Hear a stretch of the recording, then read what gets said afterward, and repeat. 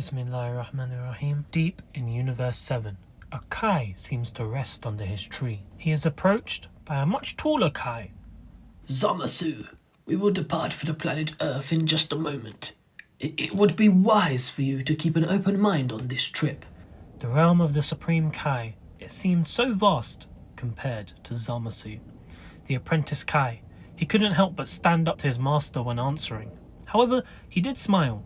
I am sure there will be much to learn from the mortals of Universe 7. They have always interested me. To think the ancient threat of Majin Buu would return so quickly. Master, you know how much I have been working. Whilst Goasu did have high hopes for his apprentice, his eyes hardened and his face contorted. Listen to me, he said in a strict tone.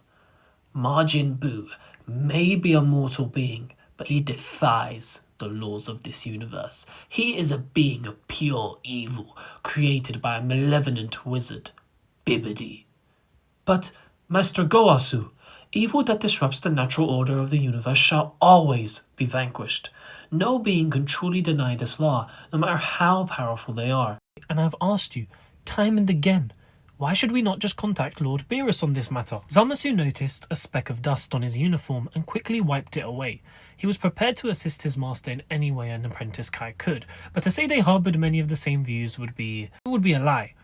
Meanwhile, down on Earth, the Tenkaichi Budokai is underway, and Goku has returned, albeit only for 24 hours. Everyone is happy to see him there, as it has been a long time since the Cell games. It's clear that multiple of the Z fighters have grown stronger. Of course, Goku has met his second son, Goten, to which Goten and Trunks will eventually face each other in the junior bracket, and that goes as you remember. Goten accidentally transforms, and he goes back to normal, and then unfortunately loses to Trunks due to the age gap, so woohoo for Trunks. Whilst Trunks is celebrating his win, Goku notices two strange beings. They introduce themselves as Goasu and Zamasu. Goasu asks Goku if his name is in fact Goku, which does give off a strange vibe, but Goku is none the wiser. However, Piccolo feels a piercing gaze from someone else. But when he looks at Zamasu, he quickly diverts his gaze away. Goasu informs Goku that he looks forward to seeing him compete and that he has certainly lived up to his expectations. However, we also have another unexpected guest. You can't have a what if with Zamasu in it without the man from the future, Trunks. He is back from the future and he certainly does not look in the best of conditions. Vegeta is of course shocked. His son is back. He was not expecting this. Everybody is very happy to see him. And, I mean, to be honest, they thought they would never see him again, which is a comment Krillin makes.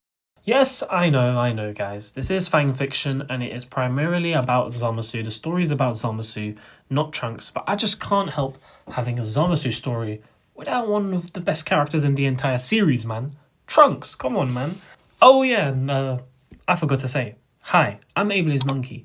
If you're new here, I make Dragon Ball videos, primarily fanfiction what-ifs. Feel free to check them out. And if you want the next part, be sure to get this video to 100 likes. In any case, the Z Fighters question Trunks on whether it's the androids or if it's Cell. But no, it's something even worse. He sternly states, "I'm here to warn you all of an incoming threat that is far more powerful than you all could ever imagine. A creature by the name of Majin Buu."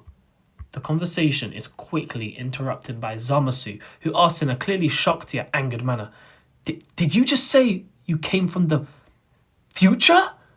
He looked to find Goasu, and clearly this had struck a nerve within Zamasu. How could you possibly know about Majin Buu? Future Trunks stared at Zamasu with a smile. Because he was released in my timeline. Zamasu's voice broke with concern. Mortals should not be meddling with time. Goasu quickly appeared. Majin Buu? How did you how did you prevent Majin Buu from being summoned? Before Trunks could answer, however, they were interrupted by the speaker of the tournament. Welcome, everybody, to the Tenkaichi Budokai. And without a second to waste, he announced the bracket. Krillin versus Pintar, Piccolo versus Goasu, Videl versus Spopovich, Gohan versus Zamasu, Android 18 versus Future Trunks, Goku versus Vegeta. The announcers trailed off with Vegeta smirking. I don't know about my son's concerns, Kakarot. This creature, Majin Buu, or whatever you call it. But unlike Gohan, I have been training.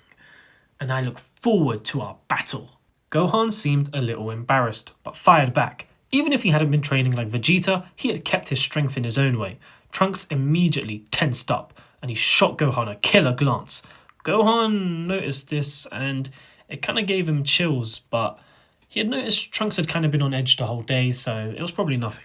The first match takes place, with Krillin winning easily. Matched against the ever-mysterious Goasu, Piccolo makes his way to the ring. They face off, and similar to with Shin in the original, Piccolo eventually jumps out of the ring, everybody coming to confront him, and he reveals to them that Goasu is the Supreme Kai. This is obviously a shock to the entire group, except Trunks. After this, we probably get the worst scene in the entire show. I mean, bro, this scene is really bad. Like, Spopovich versus Videl. Yeah. Spopovich, he beat her ass. I'm not gonna lie to you guys. He fucked her up. I can't lie. So, yeah. This obviously makes Gohan go ballistic and transform into a Super Saiyan, but he is held back by not just Goku, but also future Trunks, which definitely frustrates Gohan, lashing out at them. Videl is on the brink of death, and even Zamasu makes a slightly sly comment. Calming down, Gohan takes Videl to the hospital and returns for his match against Zamasu. Gohan enters the ring, staring Zamasu down. Gohan's disguise is now completely gone. He looks at Zamasu. The power you displayed was rather impressive. Some would even say too much for a mortal. Gohan still stares at Zamasu, his eyebrows scrunch on top of his eyes.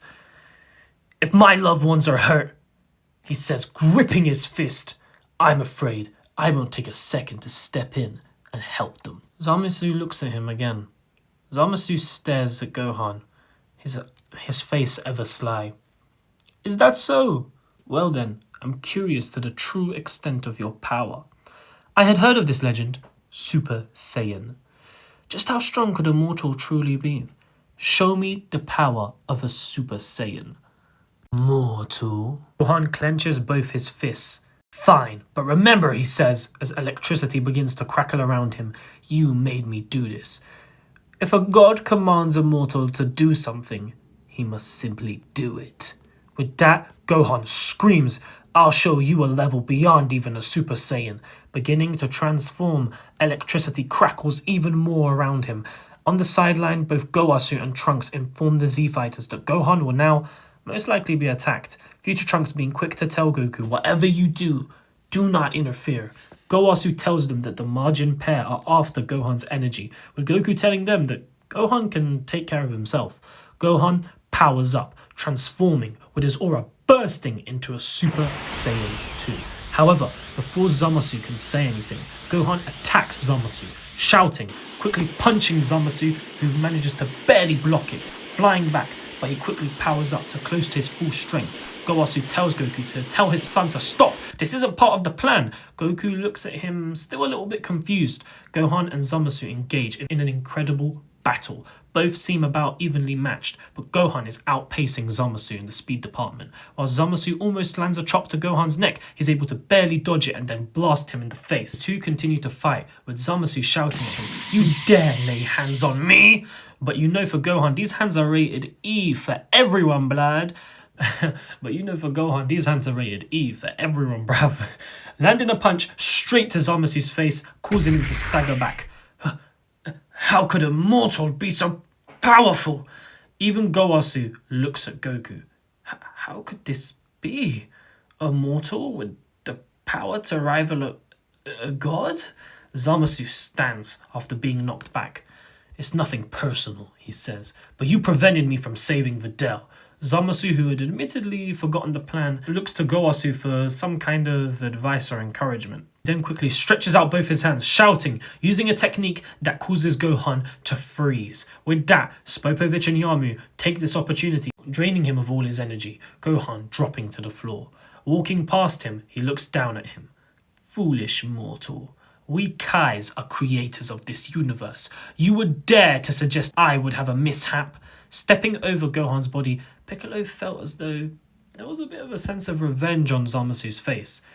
That Gohan had been justly punished. Unlike Kibito in the original who healed Gohan, this time it's Piccolo who helps him out. Gowasu decides to follow both the Majins, with Goku deciding to help also. Vegeta is very visibly annoyed, telling him their battle's next. Goku tells him as soon as they're done, they'll head back. With this, Goku promises that he will fight Vegeta. Gohan is also scolded by Future Trunks, who is visibly jaded. He tells them it was the wrong move to battle with Zamasu. Gohan is surprised by this, telling Trunks did he expect him to just roll over like Piccolo, especially after what they just did. Trunks argues that he knows better than anyone not to allow his foolish pride to get in the way of the safety of the Earth. Gohan is a bit taken aback by Trunks' attitude, but he knows Trunks was always kind of like this. He deems it Trunks just being his worrisome self. Maybe he's been more affected by all the chaos in the future. Gohan tells Trunks he's going to get healed and that he'll join him in a second. Zamasu walks to Trunks. Let me be clear. I will never accept a galactic interloper hopping through timelines. To think a mortal would go beyond the natural order of the universe. For what? To save some lives that were destroyed by another mortal themselves. Majin Buu is an error in the universe that we, the gods, are here to correct. However, what I have heard from you so far is nothing more but a disgusting display of your ego. With that, the Z fighters with Gowasu and Zamasu set off to deal with Majin Buu. Gowasu reveals to the entire group he is the Supreme Kai, and that Babidi is a powerful wizard who wishes to resurrect the ancient evil locked away long ago. In order to resurrect the most powerful being in the universe, it would be necessary to collect lots of energy. Zamasu made it clear that Babidi himself was merely a trickster, not to really worry about, and that the energy they had allowed them to collect would never be enough to revive Buu anyways. This was simply a ploy he came up with to get them taken straight to the source, rather than wasting time. He made it very clear that everything had been intentional, just as they had wanted, and it was all going as a plan. Arriving at Babidi's ship, Future Trunks tells them there's a powerful demon by the name of Dabura to watch out for. Just as he says that, Zamasu narrowly escapes death, almost having his head blasted clean off. Piccolo and Krillin, however, are not so lucky, as they get spat on, being petrified and turned to stone. Future Trunks has a surprising outburst at Zamasu. He berates him, as though he already knows him. Listen, Zamasu, we haven't got the time for this. You need to get your hands dirty and accept that in order to beat Majin Buu and Babidi, we're going to rely on the strength of mortals, the mortals that you look down on. You can't do it all alone, and make sure you stay on your toes. Not just physically, but mentally too. Clearly, Zamasu hadn't been expecting this, but his expression kinda lightened up, and he seemed to accept that maybe there was truth in what the mortal was speaking, and that if he wanted Buu eliminated, he would have to rely on them, mortals versus mortals. To some extent, Trunks was right. But he didn't tell this to Trunks, merely thought it. They entered the ship, and to be honest, this part plays out exactly like in the original. Goku kills Yakon, Vegeta Pui Pui, and Gohan fights Dabura.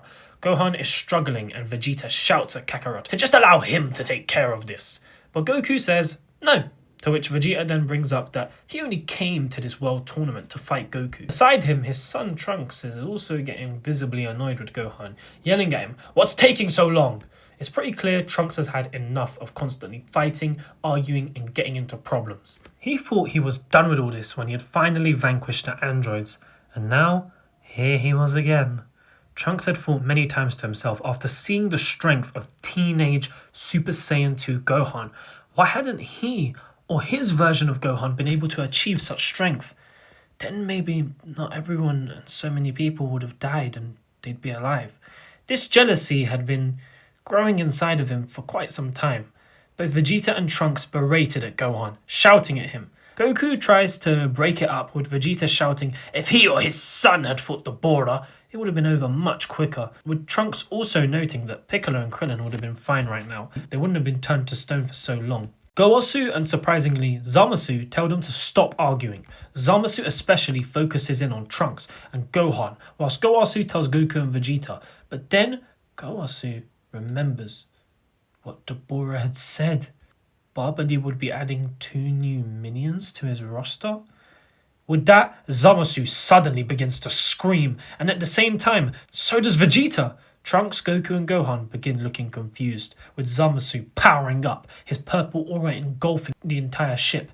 Vegeta starts screaming more and more, also now powering up. Zamasu falls to his knees, looks up and smiles.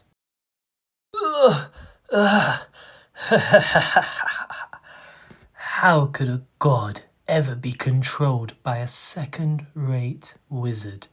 Just as he said this, Trunks began to scream. He wasn't on his knees like Vegeta, who was now powering up to Super Saiyan, absolutely screaming. Though Trunks was clutching at his head, perhaps the influence of Vegeta being attacked had leaked over to Trunks? Gohan shouted, but it was already too late. Vegeta was no more. We saw a Majin symbol on his head, but it wasn't just Majin Vegeta. Standing beside him was Majin Trunks. And that's where we're going to leave things for right now. If you did enjoy, be sure to leave a like and subscribe, like I said before. If this video hits 100 likes, I will get the next part out to you all ASAP. But with that said, thank you so much for watching. I'll be seeing you in the next video. Laters!